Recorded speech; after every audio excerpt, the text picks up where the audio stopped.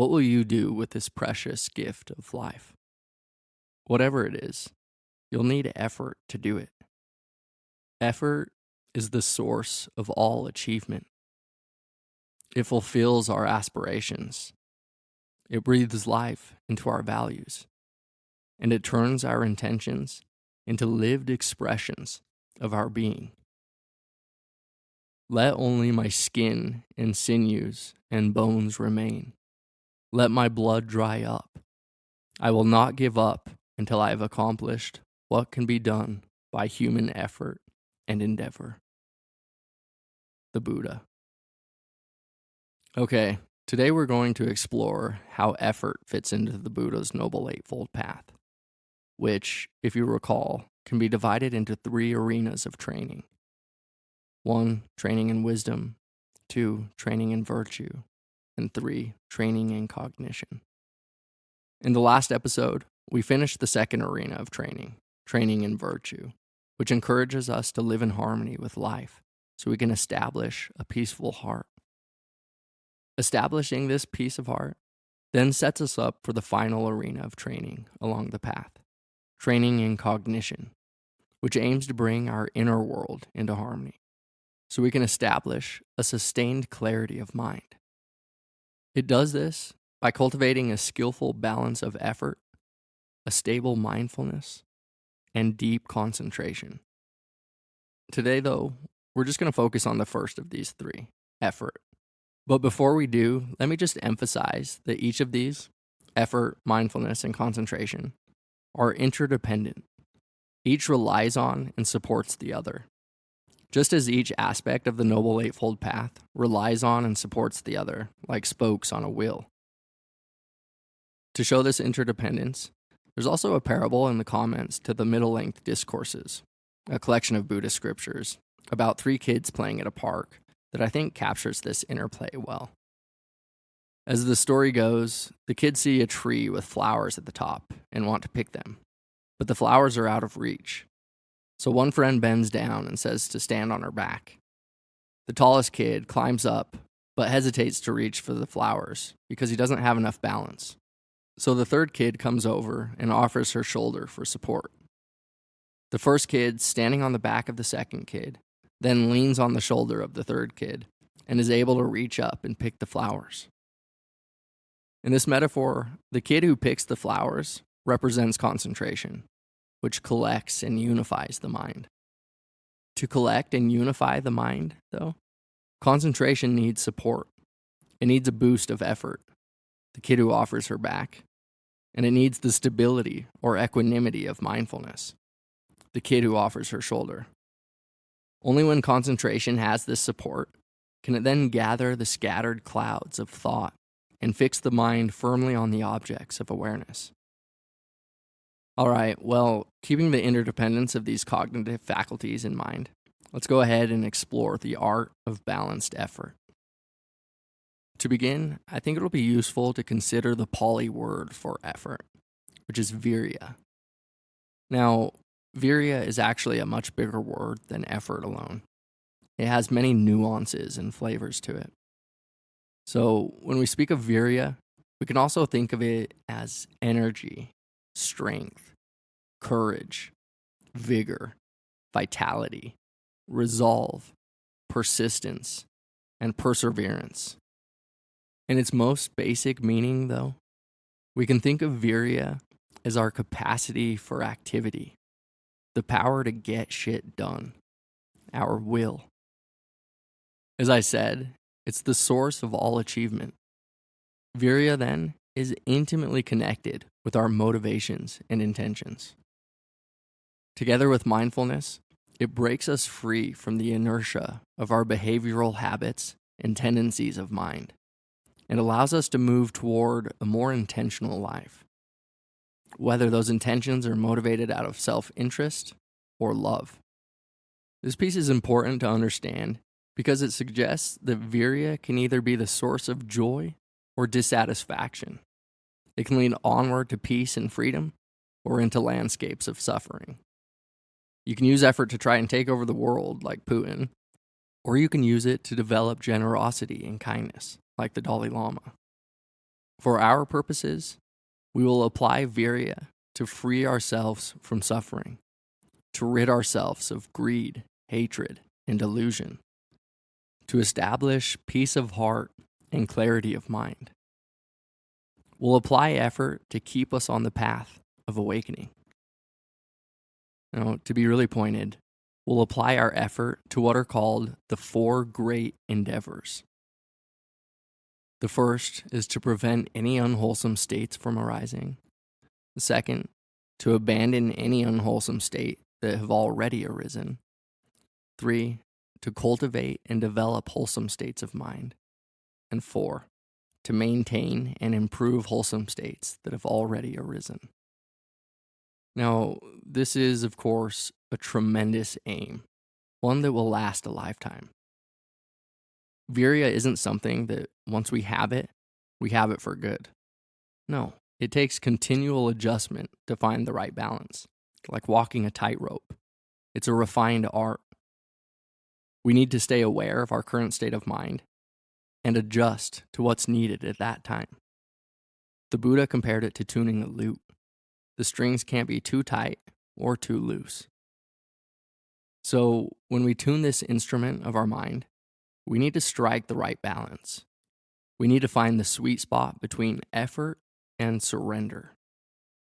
Now, this may seem like a contradiction, but understanding this paradox is pivotal to our practice, and it's vital wisdom to carry with us on our spiritual journey. So, how can we have an aim or intention and at the same time avoid the trap, frustration, and energy drain of over-efforting and striving? This addresses one of the biggest misunderstandings of Buddhism I hear from people. The Buddhism just leads to surrender and total withdrawal from the world or from personal interests and endeavors, that it leads you to sink into a blissful, meditative oblivion of oneness. This is so far from the truth. Here, surrender doesn't mean passive resignation. It means that we surrender to the Dharma, that we face the truth of the present moment's experience and not pretend things are otherwise. This kind of acceptance still allows us to make effort. It allows us to work toward our goals and aims. And it does so without the grasping mind, without causing agitation to the system. It's an easeful effort that knows its aim, but is not strained by expectation, strained by wanting things to go a certain way or to be a certain way. We can be mindful of the bigger perspective, our goal, but also stay present, open, relaxed, and responsive in each moment. Joseph Goldstein uses the analogy of climbing a mountain, which needs a similar balance of perspectives. When you climb a mountain, you need to know your goal or aim, to hike to the peak of Mount Raymond, say, a local favorite of mine. But you also need to be aware of each step. You need to be aware of the terrain beneath your feet. A tree may have fallen on the path, so, you need to go around it somehow. Similarly, with our spiritual journey, we can keep our larger goal or frame in mind while also paying precise attention to where we are in the moment, allowing us to balance our effort as needed. So how do we know if we're applying too much or too little effort? Well, overstraining, desperation, expecting or wanting something to happen or to be different are all signs that our effort is too tight. These are all signs that we are in the wanting mind, whether it's expressed as greed or aversion, wanting something to go away. We're not open and receptive to experience, so we succumb to feelings of lack, wanting, disappointment, frustration, restlessness, agitation, or despair. Effort becomes unhelpful when there's a forcing of the mind, rather than a relaxed, open, and receptive mind. Again, watch out for expectations or for any idea of gain you might be holding on to. The in order to mind or the if then mind. Are you leaning into or away from the next moment? Does the mind feel tight and contracted, or does it feel soft, open, and receptive to what is here? Again from Goldstein. Are you trying to push the river along? If so, if the strings of effort are too tightly wound, we need to loosen them. We need to sink down and back. We need to soften our heart and open the mind. We need to give up some control and settle into the truth of the present moment. We need to work with and be with what's there, with equanimity, interest, and compassion. On the other hand, if you feel that the mind feels lazy, lethargic, apathetic, dull, bored, or stagnant, this may be a sign that more effort is needed. When energy is low, when we find ourselves in these mind states, easily drifting or falling into a daze, falling into mindless reveries or daydreams, we leave ourselves vulnerable to delusion. If that's the case, if we find that our effort is too loose, we need to tighten it. We need to straighten our postures, check our attitude, and bring forward some strength, courage, patience, investigation, or perseverance. One way you can do this is by being a little more active in your noting. And I don't mean becoming analytical of your experience. I mean to just note it in a way that helps you bring a bare attention to the object of awareness. So the note should just be a soft mental note. Tingling, pleasant. Sleepiness, neutral. Dullness, neutral. Doubt, unpleasant, etc. Again, we just want to put a small frame around the experience to allow us to see it more clearly as it is. We don't want to lean into the object. We just want to receive it. But engaging the mind in this way with noting, see for yourself, but it does tend to bring a little bit more energy to the system. So, again, just check it out. I actually just heard a funny story from Jack Kornfield that's relevant here. He said that when his energy was low, one of his teachers would have him sit on the edge of a deep water well to meditate. That ought to straighten up your posture and bring some energy to the system. Anyway, like I said, balancing our effort is an art. Have fun with it. And remember, it's going to take time to learn the appropriate balance. But to support you, let's explore some of the different forms and functions of virya, so you can start to play around with the dials and see what works best for you at various times along your way. One function of virya is to provide strength or support. This dimension of virya makes me think of the idiom, "it takes a village." As I said earlier, there isn't a single factor or faculty of mind that leads to freedom. It really does take a village. And when it comes to cultivating wholesome states of mind, the Buddha specifically mentions 7, which are known as the 7 factors of awakening. They are mindfulness, investigation, energy, joy, tranquility, concentration, and equanimity. Virya in this form serves to support these other factors. It shores them up. The 2nd century monk Nagasena, in his famous dialogues with the Indo-Greek king Milinda, describes virya this way. Just as, Your Majesty, someone might shore up a house that was falling down with an extra piece of wood so it would not fall down, even so, Your Majesty, virya has the quality of shoring up. Shored up by virya, no skillful dhammas are lost. The Buddha emphasized something similar in the Dhammapada, saying, when we put in the effort and practice, wisdom grows. And when we don't, wisdom wanes. So, like I said earlier, it is this quality of virya that keeps us on the path of awakening. It supports wisdom from waning. Here's a quote by the Buddha. Here, the noble disciple dwells as one who has produced strength. For the sake of abandoning unskillful dhammas and arousing skillful dhammas, one is firm, of steady valor, unrelinquishing in purpose with regard to skillful dhammas. Another aspect of virya is courage, an unrelenting expression of heart. This quality of virya is profoundly energizing and is absolutely crucial when, at times along our path, we run into difficult landscapes of mind that make us want to retreat to a place of comfort. While the hindrances, sloth, and torpor cause us to retreat from challenges, courage does the opposite.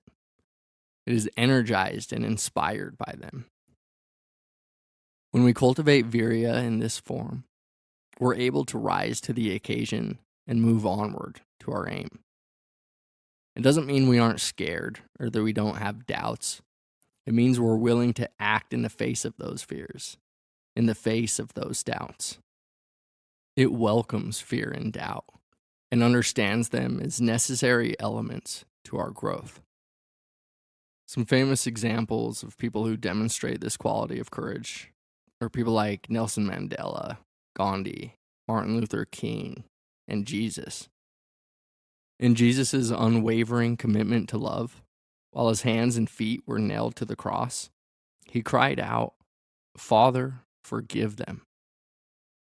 Jesus had many opportunities, as well as every reason to retreat from Jerusalem, to escape persecution. But it was courage, this form of virya, that kept him on his path, to become a living symbol of love and self-sacrifice, not only for his people, but for all humankind. Now you may be thinking, well, sure, Jesus can do this, but he's Jesus, the Son of Man. I'm just plain Jane. This quality of courage, though, isn't reserved for saints and legends, nor is it fixed, something you have or you don't.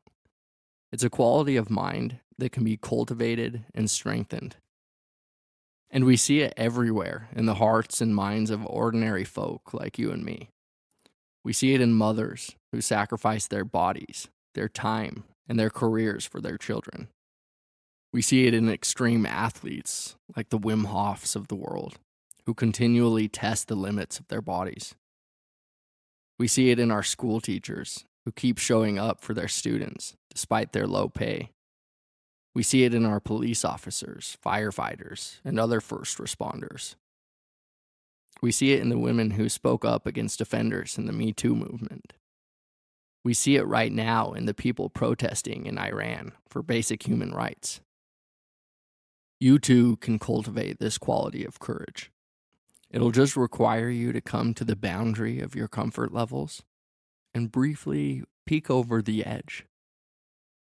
It takes courage to challenge ourselves, to extend our limits, to really see what's possible.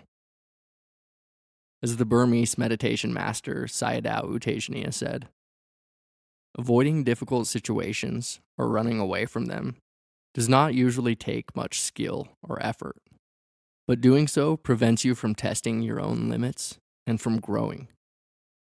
The ability to face difficulties can be crucial for your growth. However, if you're faced with a situation in which the difficulties are simply overwhelming, you should take a step back for the time being and wait until you've built up enough virya or courage to deal with it skillfully. Really take in this point. We don't want to simply jump into a situation without giving it any thought. We want to discern with wisdom whether doing so is a skillful means to our end or not. Sometimes it isn't. Sometimes we simply aren't ready, and facing the challenge will just lead to more suffering. So we need to step back and seek out some smaller wins before we come back to it. There are some small practical ways you can start to cultivate this element of virya. With your meditation practice, for example, you can sit for just a few minutes longer than you're comfortable with and try to notice the energy that comes from teasing that boundary. Or you can commit to not move a muscle during one of your sits, no matter how uncomfortable you may get. You can also learn about this element of virya from one of the greatest teachers I know, the cold. You can do polar plunges, or maybe just turn the shower to the coldest setting for the last 30 seconds, and really take an interest in the mind as it faces that discomfort and fear. There are bonus points too with this one. Science is telling us that this helps boost our immunity against the common cold, increases circulation and metabolism, and reduces inflammation, all of which lead to a longer, healthier life. So give it a try. Or maybe for you, strengthening this element of virya or courage means putting yourself out there socially, pushing that comfort level. You can face your fear of rejection and try to make some friends, or ask that cute guy you keep thinking of to grab dinner with you. Or you can put your art or writing out into the world, even though you're terrified people won't like it or appreciate it. Or maybe you can apply for that job you've always wanted, but haven't because you fear you'll get turned down. I came to explore this dimension of virya over the course of my 20s, out on the mountains with my snow leopard. Every summer solstice, we would hike a bit further than we had ever had. Near the beginning, for one of our first summer solstice adventures, we hiked a trail here in the Wasatch called Desolation Trail, an 18-mile hike to Desolation Lake, where we camped for the night before making the 18-mile trek home. The next year, we went there and back in the time the sun was up, clocking in 36 miles in one day. And the next year, we did 48 miles in 2 days, bagging 6 peaks over 10,000 feet. Before each of these hikes, and for much of the time during them, there was a big part of me that thought there was no way I could do it. But each time, this courageous dimension of virya came to the rescue and gave me the energy I needed. It showed me that my body is capable of so much more than I had imagined. If you need some energy in your life, seek out some challenges. Play at the boundaries of your comfort levels. Know what you want and go out and get it, despite your doubts and fears. Let the Buddha's roar of courage motivate you. Let only my skin and sinews and bones remain. Let my blood dry up. I will not give up until I have accomplished what can be done by human effort and endeavor. The final dimension of virya we'll explore today is perseverance. Where courage gives us strength to face challenges, perseverance keeps us going. This dimension of virya is not one to be underestimated. It's vital to our goal of liberation, which, as I said, is a lifelong commitment and journey. Suzuki Roshi in Zen Mind, Beginner's Mind says, after you've practiced for a while, you'll realize it's not possible to make rapid, extraordinary progress. Even though you try very hard, the progress is always little by little. It's not like going out in a shower in which you know when you get wet. In a fog, you don't know you're getting wet. But as you keep walking, you get wet little by little. If your mind has any ideas of progress, you may say, oh, this pace is terrible. But actually, it is not. When you get wet in a fog, it's very difficult to dry yourself. So there's no need to worry about progress. Just be sincere and make full effort in each moment. This is enough. This is how practice works. It takes time. You can't just learn to rhyme like Eminem overnight. He's been at it consistently for decades. The other rappers who collaborate with him are astonished at the effort he puts in, saying he treats it like a 9-to-5 job with only a 30-minute lunch break. Despite what some Buddhist suttas say about people becoming fully enlightened at the snap of a finger, it takes time to master the hindrances, to free ourselves from greed, hatred, and delusion, to free ourselves from suffering.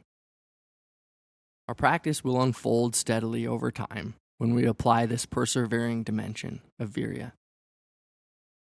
I heard another great story from Goldstein, whose book Mindfulness I've been pulling a lot from for these episodes on the Noble Eightfold Path. Anyway, he tells a story about the famous Tibetan master Milarepa, who, and I don't know if I'm pronouncing that correctly, but as legend has it, at a young age, he went on a revengeful killing spree at his mother's request. And then later in his life, when he encountered the Buddha's teachings, he realized he needed to get his shit together or else his karma would catch up to him. So he went and lived in a cave until he perfected his heart and mind. And then he spent the rest of his life teaching. Over the years, Milarepa grew very close to his chief disciple and shared many of his teachings with him. But the chief disciple thought Milarepa was saving the highest teaching, the real esoteric one, the secret transmission, for the end. So, not long before Milarepa died, the two of them trekked off to some remote place in the mountains.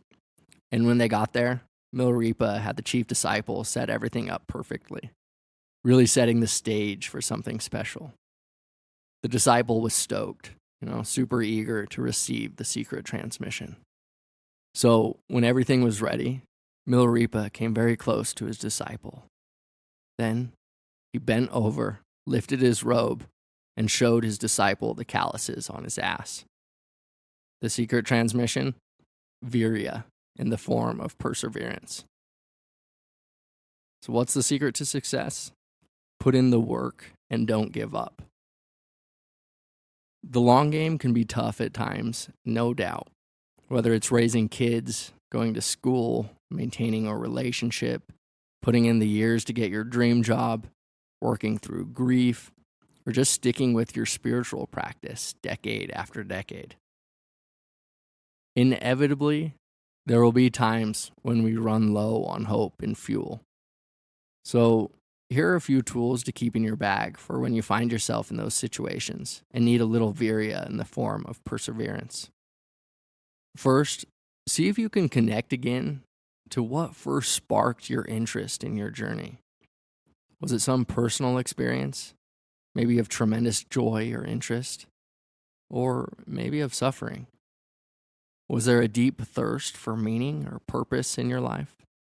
A thirst for freedom or understanding? Or was it compassion for another? Whatever it was, see if you can reconnect with this motivation, interest, or inspiration. Let it rekindle some fire in you. Second, you can try contemplating the inevitability of death and the preciousness of this human life. We too often take advantage of the unbelievable conditions, this miracle we've been given, this precious human birth, body, and experience.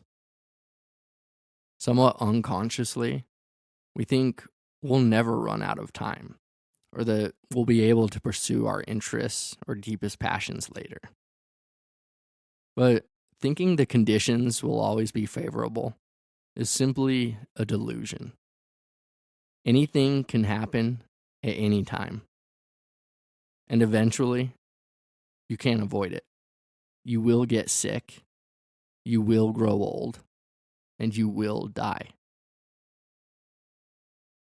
Just a couple weeks ago, we had our friend over to our place, and that night she was working through a headache, which she expressed had been there for a couple weeks. A few days later, the headaches got bad enough to make her go to the hospital. Turns out, her entire life changed in that moment. She was diagnosed with a diffuse midline glioma, an aggressive and rare type of brain tumor. Our life, this human body, this experience, this very moment is precious. The Buddha said, "We've arrived at a great treasure island, the treasure island of this precious human birth. Here, now, with this body, with this life, with this opportunity, we can come to understand and cultivate all the causes of peace, happiness, and freedom." I think I'll end with this quote from a 14th century monk, Tsongkhapa. "Cherish your body. It is yours this one time only. The human form is one with great difficulty. It is easy to lose. All worldly things are brief, like lightning in the sky. This life, you must know, is a tiny splash of a raindrop, a thing of beauty that disappears even as it comes into being. Therefore, set your aspiration and make use of every day and night to achieve it. Well, may you love and cherish yourself. May you be grateful for this precious human life. May you hold its 10,000 joys and its 10,000 sorrows with love, care, and compassion. May you truly be at peace.